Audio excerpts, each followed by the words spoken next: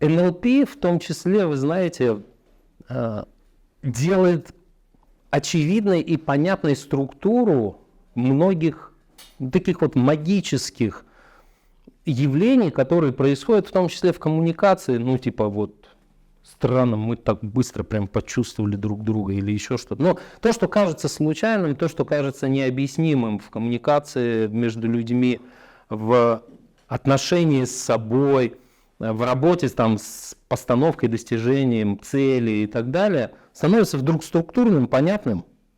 И более того, это можно начать применять для того, чтобы что-то менять. Вот. В этом плане я считаю, что НЛП это такой крутой инструмент, действительно классный инструмент для саморазвития в первую очередь. Потому что мы только развиваясь можем влиять дальше на все эти сферы нашей жизни.